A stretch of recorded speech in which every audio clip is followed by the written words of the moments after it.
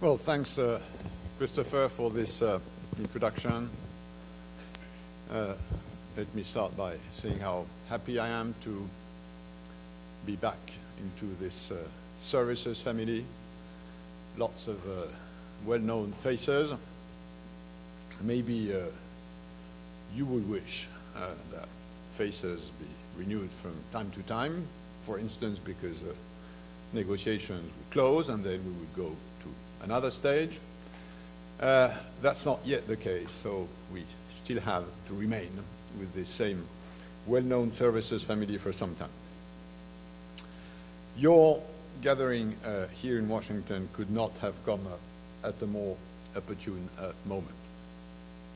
We're just a year past this catastrophic collapse of Lehman Brothers, and since then, as we all know, we faced the deepest and most global economic crisis since the 1930s. The effects have been devastating, and no economy on this planet has been spared. But thankfully, through the concerted action of governments, international organizations, the worst has been averted.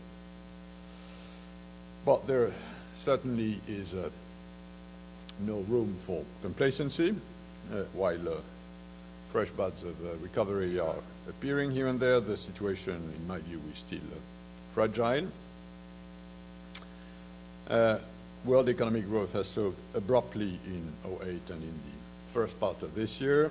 The contraction in demand led to a slowdown in production, and as a consequence of that, in international trade, which is the transmission bet between demand and supply.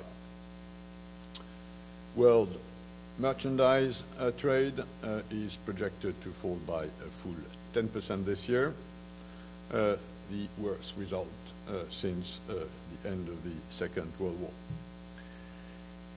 Foreign direct investment, which sometimes is the other side of the coin, will fall by more than 15% this year, which is already the number we had last year. The World Trade Organization has responded, I believe, reasonably quickly by cautioning against isolationist policies. And one of my first initiative after the beginning of the crisis was to establish this WTO monitoring mechanism, a type of WTO radar screen to help members fight against inevitable domestic protectionist pressures by ensuring transparency in the measures taken in response to the crisis. Now, so far, in large measures to the WTO system of disciplines, of rules, we have not seen a tsunami of protectionism. But all is not well with the global economy. Our monitoring reports show that trade restrictive measures are currently outpacing trade facilitating measures by a ratio of 2 to 1 since last year, despite well-known G20 pledges to refrain from such actions. Unemployment remains high, and the ILO tells us that it will continue to rise. So the worst of the crisis may be behind us, but a sudden chill wind of protectionism can still freeze the buds of recovery. And this is why we must remain vigilant to ensure that the international trading system remains open. And the best way to achieve this objective is no secret. in order to keep trade open, keep opening trade, and recommit to the multilateral trading system. Many economic commentators have described and analyzed the factors involved in the financial crisis. And if you let me venture into a few thoughts. First, on the crisis, I think the verdict is now clear. Sort of. On the left side of the balance sheet, there was nothing right, and on the right side, there was nothing left. Thankfully,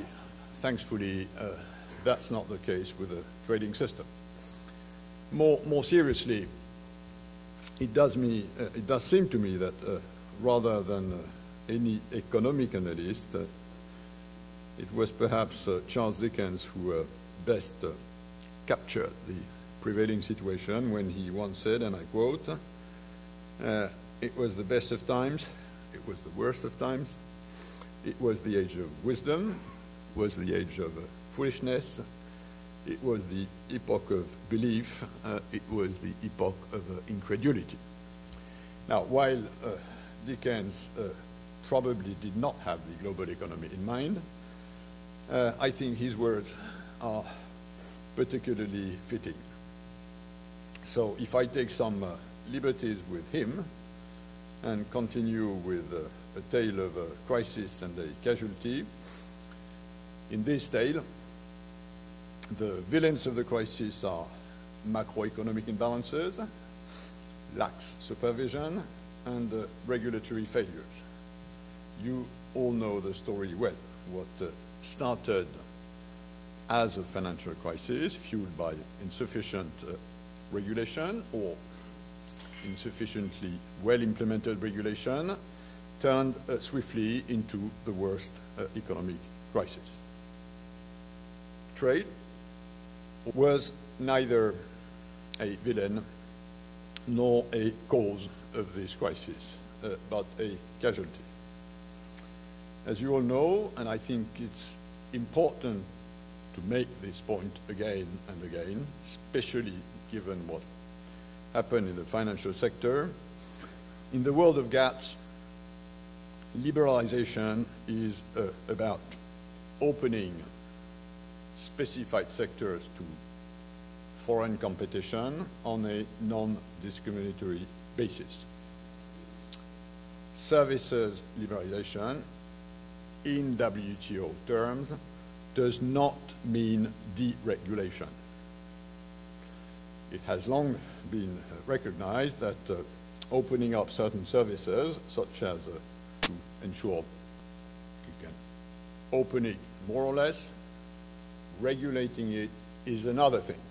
You can regulate it more or less. You can open and regulate, close and deregulate, open and deregulate, or close and regulate. At this moment of this sort of services negotiation, I think it's very important that this point is clearly and well understood.